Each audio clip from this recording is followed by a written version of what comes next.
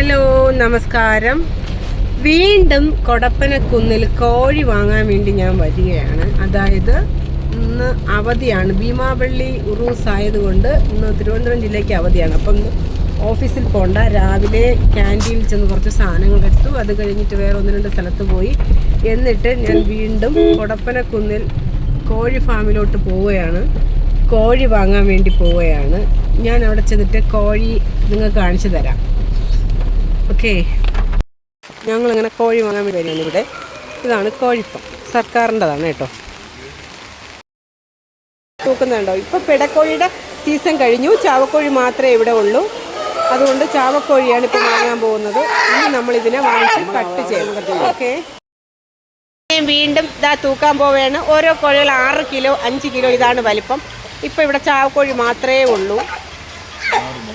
വീണ്ടും അടുത്ത മൂന്നാമത്തൊന്നിനെ പിടിക്കാൻ പോവുകയാണ്. ഇനി ഇവിടെ പിടക്കോഴി വരുന്നത് മാർച്ച് മാസത്തിലെ പിടക്കോഴിയുള്ളൂ. അതുവരെ ചാവക്കോഴിയുടെ സീസണാണ്, ചാവക്കോഴിയേ ഉള്ളൂ.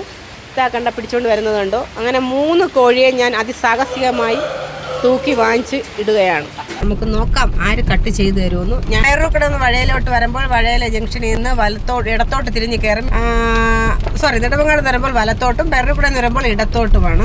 ഇന്നിപ്പോൾ ചാവക്കോഴി മാത്രമേ ഇവിടെയുള്ളൂ. കിലോയ്ക്ക് 130 രൂപ വെച്ചാണ് ഒരു കോഴി. ഒന്ന് 6,200, 6,100, 6,500 ഈ കണക്കിനെ കോഴികളുള്ളൂ ഇവിടെ. ചാവക്കോഴി ആയതുകൊണ്ട് നമുക്ക് ഓരോ അഡ്ജസ്റ്റ്മെൻറ്റും നടക്കത്തില്ല. കാരണം ഡിപ്പാർട്ട്മെൻറ്റിന് അറിയാം ചാവക്കോഴിയുടെ കറക്റ്റ് തൂക്കം എത്രയാണെന്നുള്ളത്, അവർക്ക് റിപ്പോർട്ടാണ്. അതുകൊണ്ട് വാങ്ങിച്ചു കൊണ്ട് പോവുകയാണ്. ഓക്കെ, 3 പേർക്ക് മേടിച്ചു.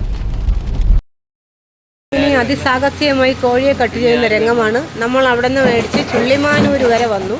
ചുള്ളിമാനൂർ വന്നിട്ടാണ് കോഴിയെ കട്ട് ചെയ്യുന്നത്. ഓക്കെ, 3 ചാവക്കോഴിയാണ്.